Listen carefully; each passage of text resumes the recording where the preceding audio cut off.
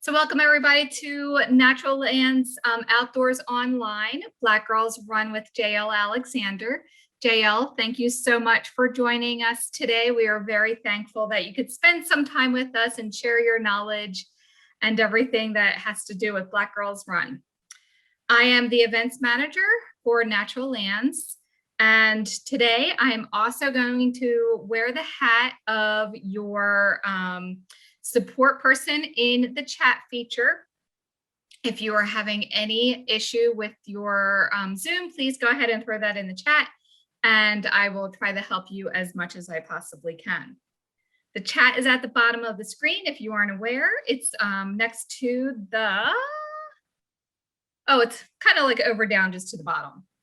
I would love to see everybody smiling, lovely faces at the very end. So if you feel comfortable turning on your video, that would be wonderful during the Q&A. That'd be great. If you do have to step away though, go ahead and just throw that video off. That just is the best kind of way to do it. I will also mute everybody eventually. That means all of you all who I'm asking to speak, just remember to unmute yourself. Like I said, the event is being recorded and will be sent to you sometime next week. So quickly before I get the introduction started, I just wanted to talk a little bit about Natural Lands. We are a nonprofit organization serving Eastern Pennsylvania and Southern New Jersey. Our mission is to save open space, which we do so by conserving land from development. And so far we've saved over 125,000 acres. The second part of our mission is to care for nature, and we do that by taking care of a network of our 43 nature preserves and 1 public garden, and all of that totals 23,000 acres. And to connect people to the outdoors like we are doing today, even though it is just virtually, please, please, please, if you ever come to one of our preserves, tell me about it and I will take a walk with you. I think I would love to do that. Before we get going with JL, we also had 2 partner organizations that are co-hosting this event with us. So I do want to ask for Julie Slavitt, who is the Executive Director of Tacony Frankfurt Watershed Partnership, to talk a little bit about your organization. Thank you, Martha, so much. It's really nice to see everybody. We have really enjoyed collaborating on this outdoor online series. And it's really nice that our other friends, our many friends, the Friends of the Wissahickon are sponsoring too. So it's great. We're covering an even bigger area. So the Tacony Frankfurt Watershed Partnership is all about connecting our watershed residents and communities to our creeks. The words Tacony and Tacony come from the same Lenape word, which means woods or hidden place. So we like to mention that. We used to, we have a really long name, but we like to use it as a way to explain sort of what we do, and that and that's where the word, and that's where our creeks were named, our creek names came from. Our focus is, and we're a 30 square mile, we're very geographically focused. So we focus on a 30 square mile watershed in Philadelphia, half in Montgomery County, half in Philadelphia neighborhoods. And our focus is on using education, stewardship, restoration, and advocacy to improve our watershed and our watershed communities. And one of the things that we know is important is getting people next to creeks to really educate them about water. And they can be running or walking or looking for birds or learning about history, but all those are really important tools and folks that we want to welcome into our parks and creeks and trails to really connect to water and to talk about making sure that we're improving our our environment in a really welcoming way. So we're very excited about being part of this tonight, and we can't wait to hear from JL. Thank you, Julie. That was very nice. And I learned something. I didn't know that's what those words meant. So thank you. And our second partnership is with the Friends of the Wissahickon. And I would like to introduce Ruffian Pittman, who is the Executive Director there. Thanks, Martha. We're really excited to be here. Friends of the Wissahickon is the stewards of Wissahickon Valley Park in Northwest Philadelphia. And I'll just put a little plug that since we're talking about running, our our main STEM trail, Forbidden Drive, was the 2018 Pennsylvania Trail of the Year, but that doesn't mean it's not still great in 2021. Great place to run. We do a lot of work in the forest, doing trash cleanups, habitat restoration, engaging volunteers in all that work. We do fundraising for big capital projects to keep all of the additional trails up in the woods in great shape. We have 50 miles of additional trail up in the forest. So there's a lot to explore there. And we do a lot of stormwater management and watershed education, kind of following up on all of those great things Julie just talked about. We do a lot of that in Lewissahickon too.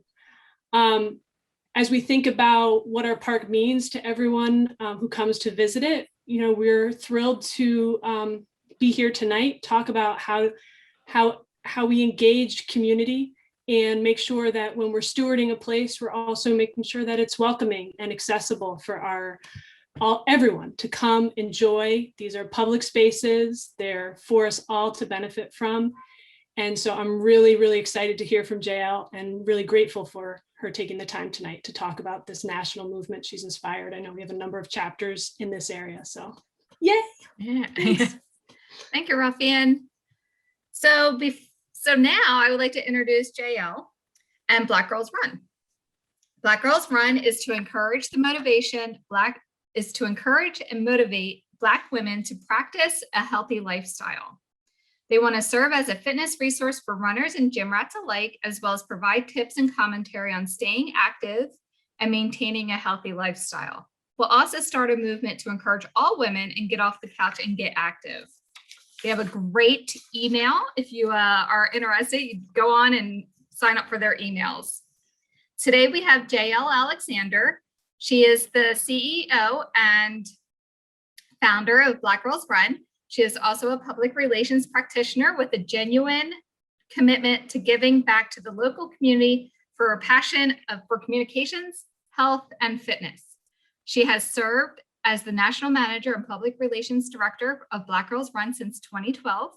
In April of 2018, she became the owner and CEO of the organization. She is the owner of the Vaughn Strategy, a public relations strategy consulting firm, and has a passion for running, of course. Oh, hold on for 1 second. Completing her first marathon in 2014 and numerous half marathons, 10Ks and 5Ks since 2010. She loves shopping, of course, sneakers and traveling. JL, take it away.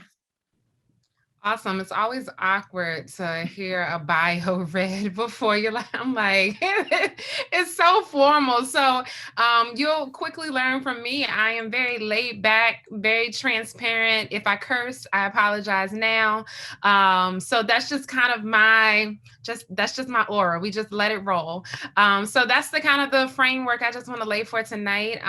Thanks, Martha and Natural Lands, for having us and creating this new partnership. I'm super excited as the world returns back to whatever our new normal is going to be, that we will be able to actually get our communities together and run and enjoy the outdoors instead of over these screens. But tonight, I just want to chat a little bit about Black Girls Run. As you know, I heard a speaker say earlier, just the power of community and why it's so important to make sure that we are making the outdoors as inclusive and a safe space as possible. And so a little bit backstory for me, and that just kind of paints the picture of like just why I'm so passionate about this work. And then I'll share my screen and hop right into just a brief PowerPoint just to kind of lay out just a bird's eye view, if you will, of Black Girls Run. But I started running in 2010. I was a high school and college athlete, went to grad school, met my now husband, put on that good happy weight, what I say my then heaviest weight. And then life continued to happen and more weight just continued to come on, and I didn't want to do a team sport. So I started running, signed up for a 10K here in Richmond. This was over a decade ago, and just fell in love with the pavement.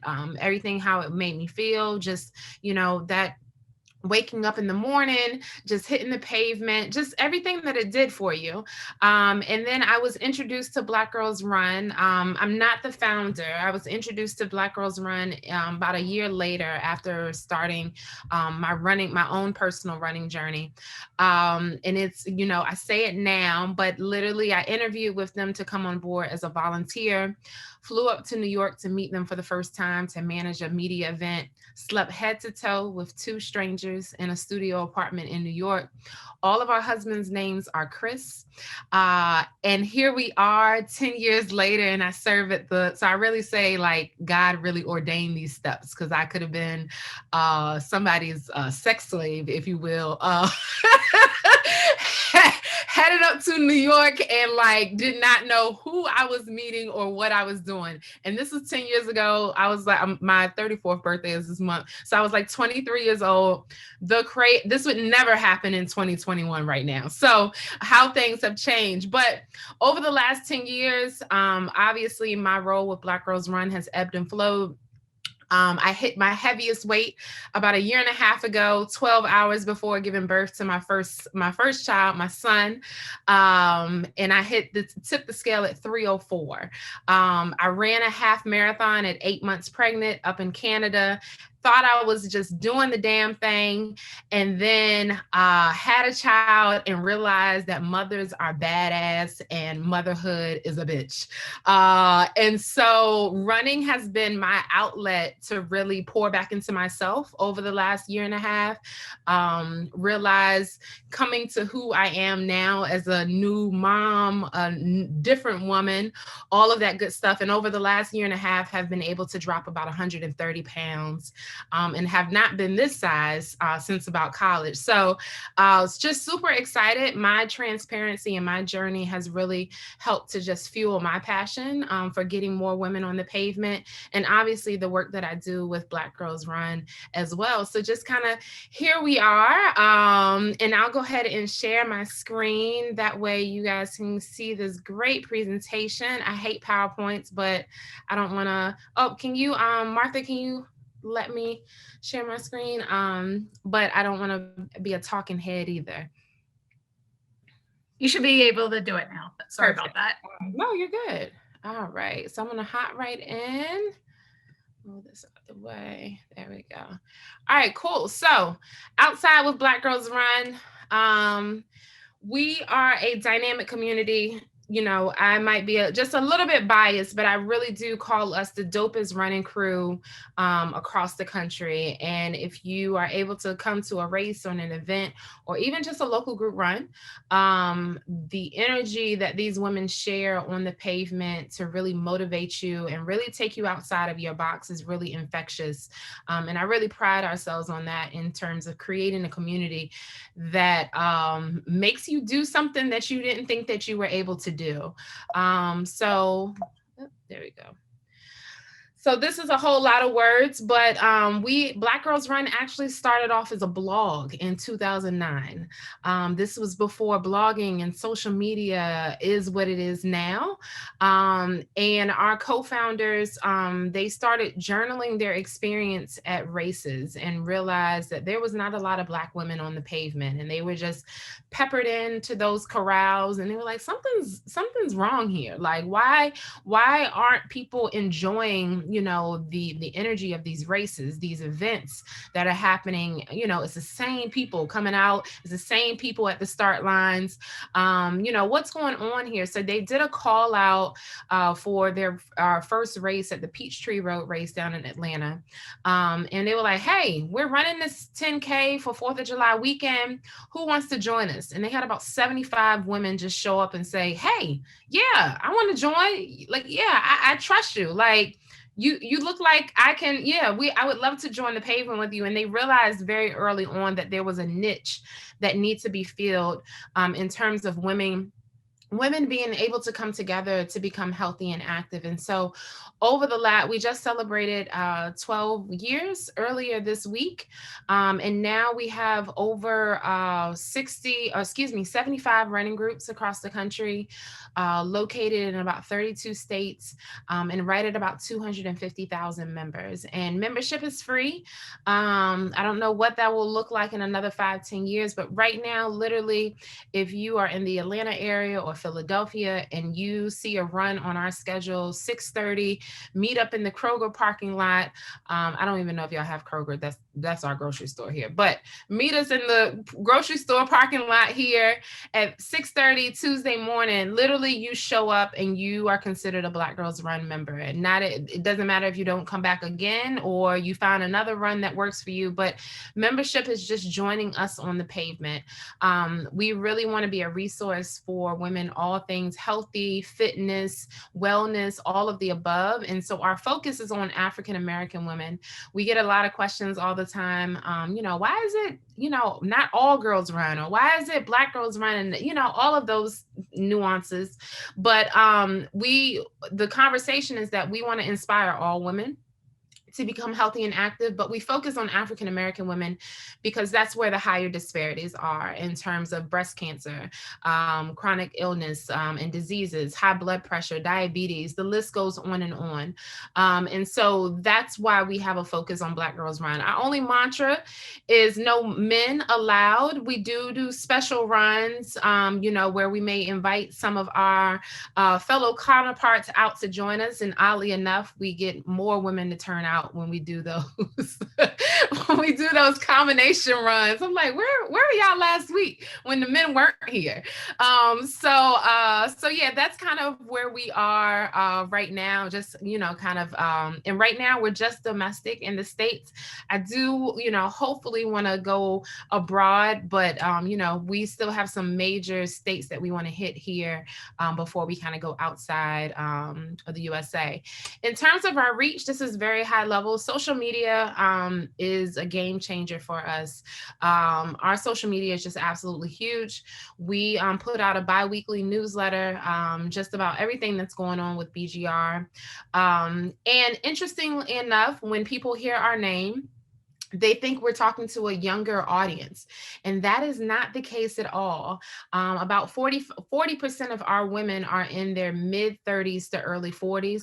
And then we have an even stronger contingency coming right after them that's in their mid 40s to early 50s. So we're realizing that women are either empty nesters, they have children that are a little bit more older and independent.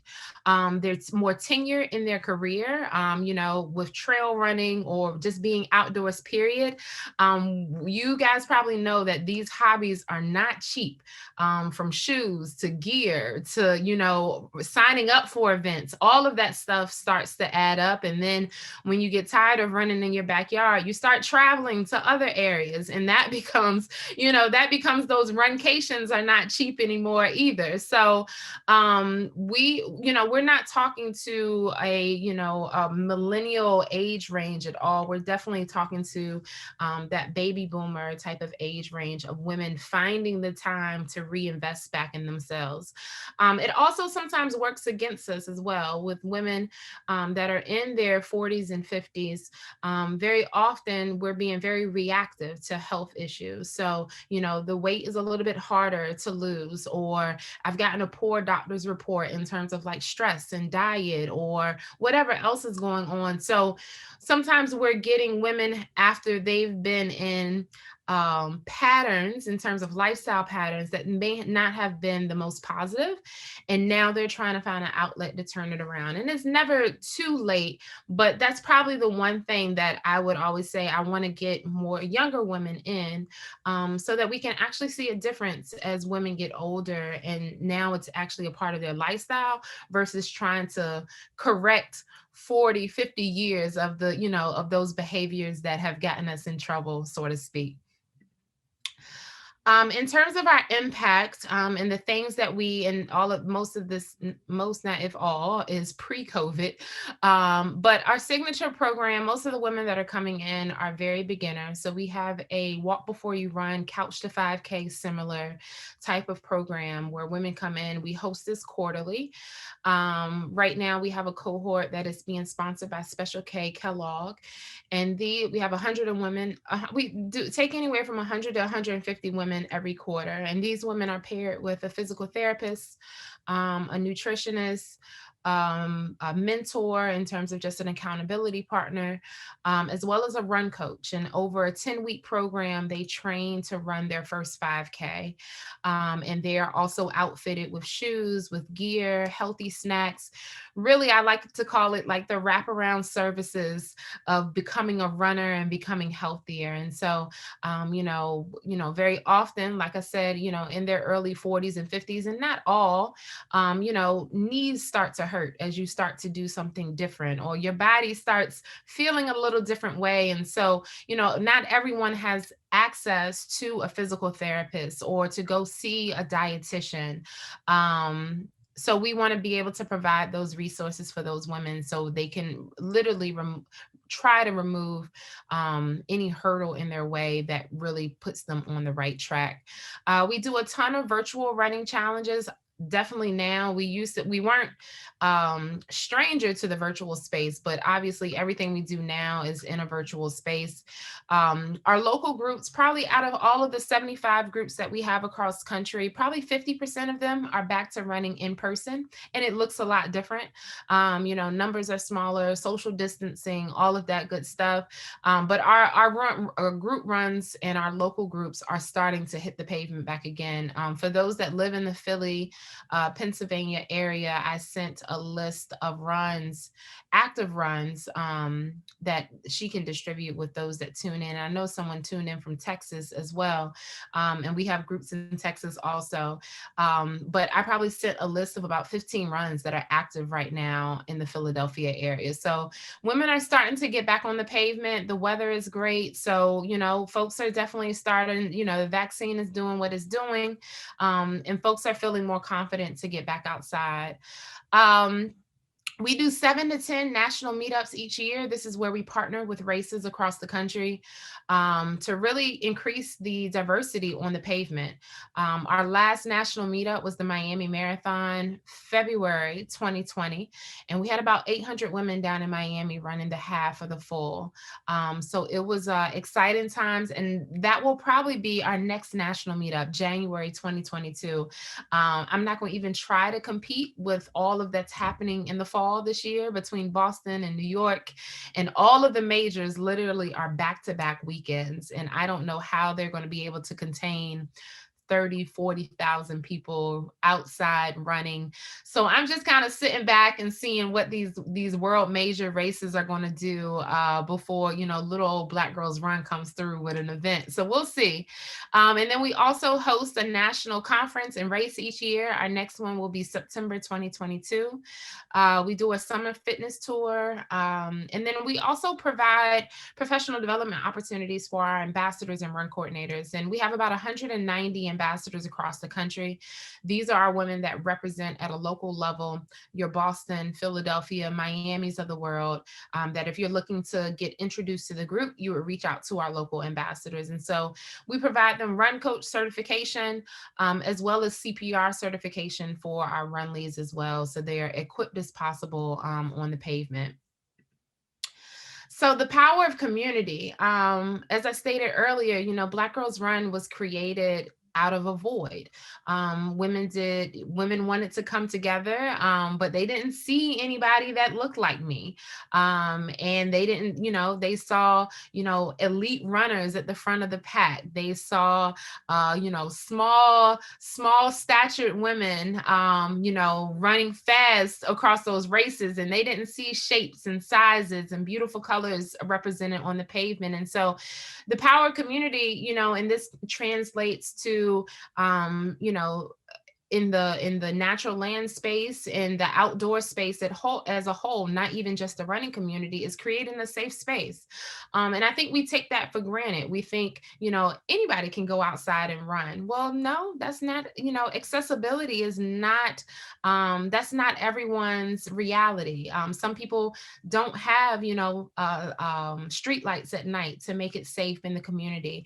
Some people have, jacked up sidewalks that should have been paved by the local city public works 5 years ago. And so they don't have safe spaces or accessible spaces to go out and enjoy the outdoors. And then obviously, diversity and, creating a space of people that represent all walks of life. And I think not only in our in-person events, but also our messaging and the imagery that we put across our social media. So it's one thing to say, hey, you're invited to XYZ event, but if your poster only has all white folks on it, I can guarantee you're not getting a lot of Black folks to come to your event, just because they don't see themselves in your representation. And so you definitely have to create an energy and create a space that is welcoming in person, but also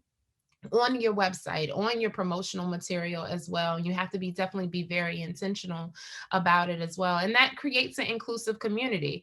And when I say inclusive, it's not just Black and white or whatever race you are.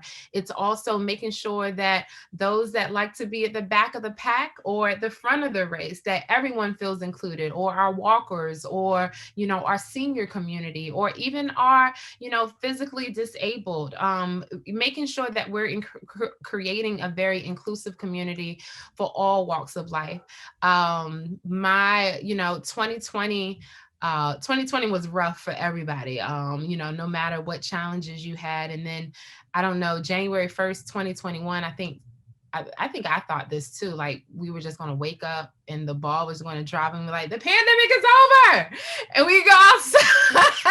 I don't know what we thought. I don't know. Like the new year was just going to get rid of the entire COVID-19. I don't know. But here we are in May, but things are quite much more hopeful than we were this time last year. So trying to take, the positive. But, January 6th, I say, January 6th will be forever engraved in my head. My son is 19 months old, and at the time it was a week before his 16th month birthday. And he had a fever that Wednesday, and we're in COVID-19, and it's like, oh God, a fever. I just sneezed, a cough, like you think you have COVID. And so we went to the pediatrician, and they're like, no, everything is good. He's just, dealing with a cold. And then, that mother intuition, I'm like, something is wrong. This cold is not going away. It's not breaking with cold medicine.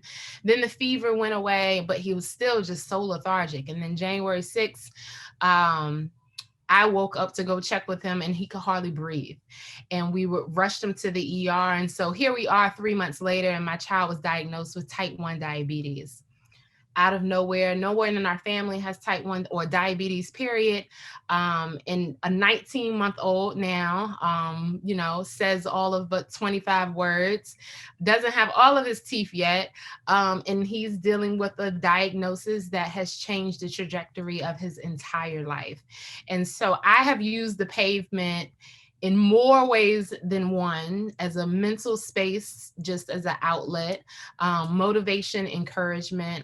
But the power of community has been real, even in times like this for me, that I needed a community that I can go to, a community that I can trust and be transparent with. And Black Girls Run is more than just a running community. We have created really a family unit that people feel like, hey, whatever I'm going through, we gonna talk it out and we're gonna get these miles in, and I'm gonna feel so much better after it's over with. So I say all of that, we definitely, the motivation and encouragement is there.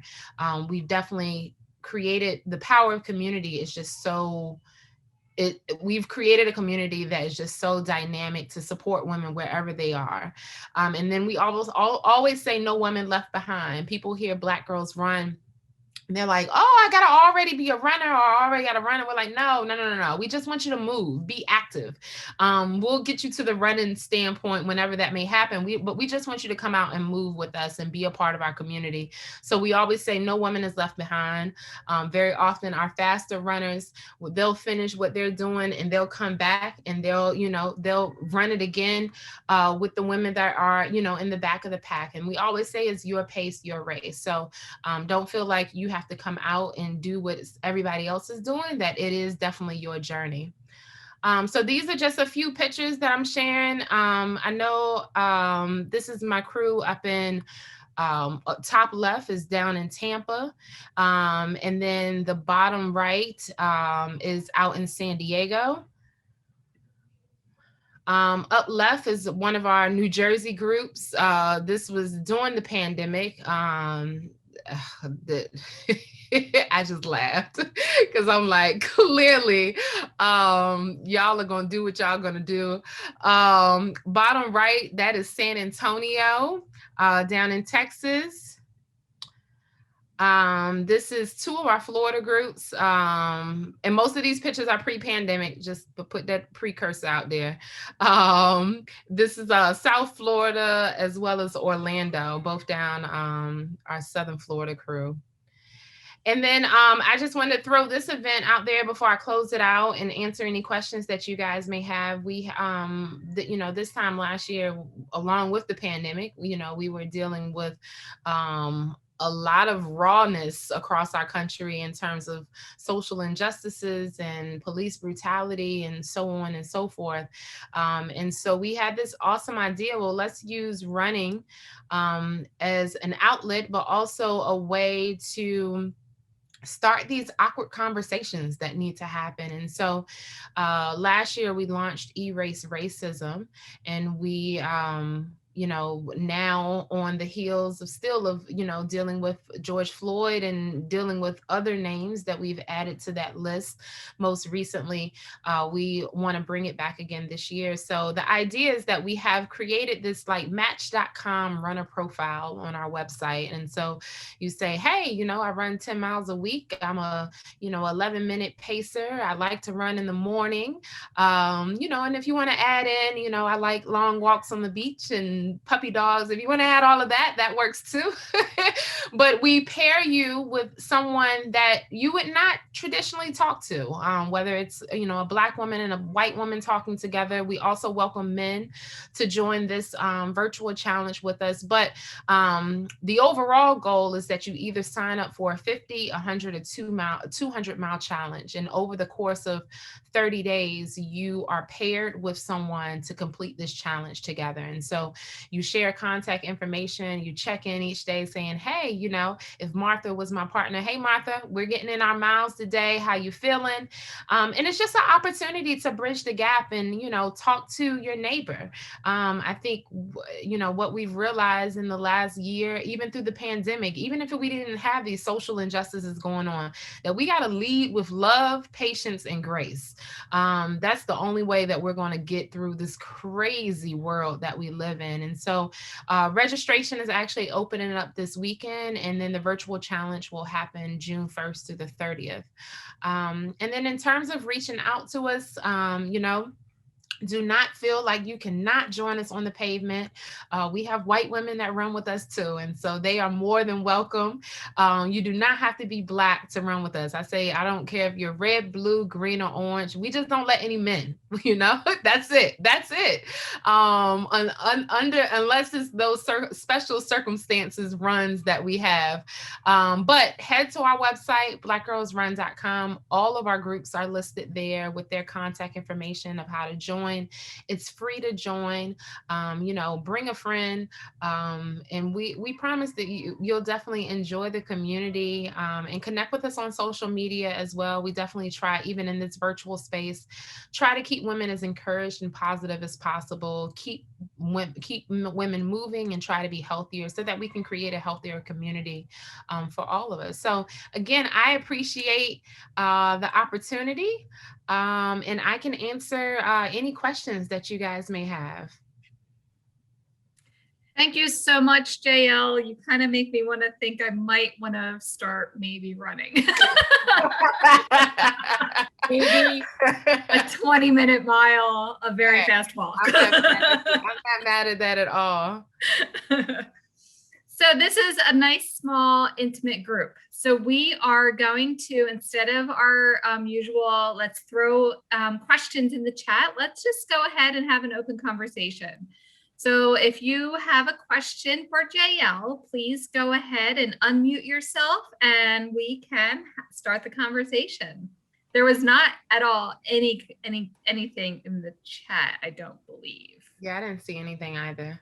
I'm so curious about, how the financial support that folks could maybe bring to your organization or chapters and how that all works, because I'm interested in money. So we have the BGR Foundation, and this foundation supports our local communities across the country, and then we also have sponsors. So I mentioned like Special K came in to sponsor this particular cohort that we have now. Brooks is one of our sponsors for the upcoming virtual challenge that we have in June. So we definitely, we welcome donations. They can be easily made through our website. And these, if you live, whatever area that you live in, you can earmark those funds to say, hey, I live in Chicago. I want to make sure that, my $50 goes towards BGR Chicago. And so, or, you can just make a general donation, and then those funds support the professional development opportunities that we have for the ambassadors, any type of marketing materials that we support. We're in a virtual environment right now. So we've been providing incentives. I sent off South Florida celebrates 10 years this weekend. And so they're having an in-person 5K. So we, outfitted them this weekend with, bananas and bagels and, all of that good stuff. And then, giveaways as well. So to answer your question, definitely you can make a donation at any time. And then if you participate in any of our virtual challenges, you can see that you can make a donation on top of your registration as well. Thanks. No problem. Thank you. Does anybody else have a question? Sure, I got one. I know that there are 75 groups and there are so many Black Girls Run chapters in all sorts of places. But if somebody was interested in starting one, how would they go about it? How do you like get a new chapter off so the ground? we have an interest form on the website. And what we've seen, folks get super excited during this time of the year, at the top of the year with New Year's resolutions. And so folks are like, yeah, I got to join Black Girls Run. I want to be an ambassador, a run coordinator. And they get excited and they want to sign up for everything. And then when it's 30 degrees outside, folks are like, no, I don't run when it's cold. No. And then, so we have this ebb and flow of people that are interested in BGR. And then, once it gets cold outside, it's like, well, where is everybody at? So I give you that example because it's not as easy as you think to grow out these groups with the idea of saying, hey, South Florida is celebrating 10 years of being in a local group chapter. So it's always quality over quantity for us. So we do have an interest form of women that can say, hey, we don't have any groups in Kentucky right now, which is interesting. And so they can reach out to say, hey, I live in Lexington. I want to get a group here. And so organically, we ask that there is some type of community there that they have corralled already in terms of interest. And they've shown a little skin in the game, like, hey, we've met a few times. And then we go through a training process in terms of them becoming Run Coach certified, doing an announcement and all of that good stuff to let folks know that BGR is now in the community. So it is a process there. It's not just saying, hey, I want a group here. What do I need to do? But we definitely try to find quality ambassadors and run coordinators that are truly vested to the community and wanting to give back, and that they're going to be here for the long haul. We have women, my Chicago and Detroit girls, they send pictures when it's like 12 inches of snow on the ground and they're still outside getting it in. Or they're thinking of creative ways saying, hey, let's create a partnership with the local gym, for these next 4 months where women can attend for, a flat fee. They won't be obligated to a contract. And we want to bring our BGR members so they have accessibility to a gym or some type of resource while it's, crazy cold outside. So hopefully that answers your question. We definitely welcome new groups, but we want to make sure that it's the right fit too, with the women that we're bringing on board to be leaders in our community. Awesome. Thank you. So how would you, like, I'm going to share the list that you sent me, JL, with all the different Black Girls Run groups that are in our area. Yeah. There's one that's the Adelco something Roadrunners. How would Natural Lands be able to connect with that group to say, hey, we have Hildesty Preserve.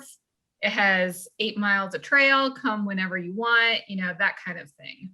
Yeah, the biggest thing for me is just the awareness piece.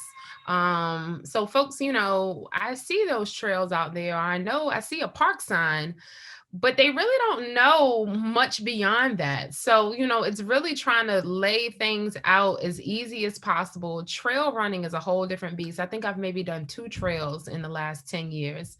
But it's just it's that awareness piece, and then making sure that people have the information that they need. So, it's learning about the difference between trail shoes and regular road shoes, or knowing that if you're about to head on an 8-mile hike and an 8-mile run looks a lot different. You should be packing like your little snack pack should have some snacks in it, some water. You got to stay well hydrated versus an 8-mile run. It might be an in and out from your car. So I think it's, that's ways that I see Natural Land and us really partnering to just showcase that information of what it looks like when you come out to enjoy the outdoors. What do you need? How do you get? What events do we have? And then kind of going back to my earlier comment, making sure that you guys are showing pictures of hikers and so forth that look like, our world. So I was thinking specifically, like, how could I reach out to the Delco? Oh, I'm sorry. No, you're fine. No, I was saying, so it's not just old white guys out hiking that, it's everybody. Exactly. I was just thinking, like, how would I be able to reach out to one of those groups and say, hey, let's just take a walk. I want to show you Hildesty. This is the property. These are the trails. I can make an introduction, Okay, for anybody that lives anywhere, just shoot me an email and I can make an introduction to our local ambassador crew to say, hey, this isn't just a crazy person trying to connect with you.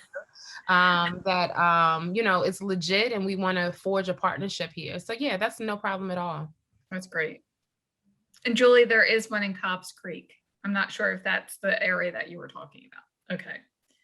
All right. Yeah. But that's great. That's the other side of the city. But that's sorry, great. I don't know the city that well. I'm very much a suburban. Does anybody else have any questions? This is what I say at the end of all of the events. If for some reason you are going to sleep tonight and you're like, I wish I asked JL this question, you can email me and I can send on off to her and she'll be able to answer it. I don't know, is your email, I don't remember, is it a Black Girls Run email or is it a personal email? It's a Black Girls Run email. So and I can share that I'll share that in the recording. Okay. Yeah, no email. problem. Yeah, excellent. Well, if nobody else has any more questions, I just want to thank everybody so much. JL, this was wonderful. I really hope this inspired people to get out and get running. I'm serious. I think I'm going to start again. I tried once, failed miserably. Hey, just keep trying. Yes. Well, thank you. Thank you, everybody, so much. Enjoy the rest of your evening and have a wonderful night. Thank you. Thanks. Bye.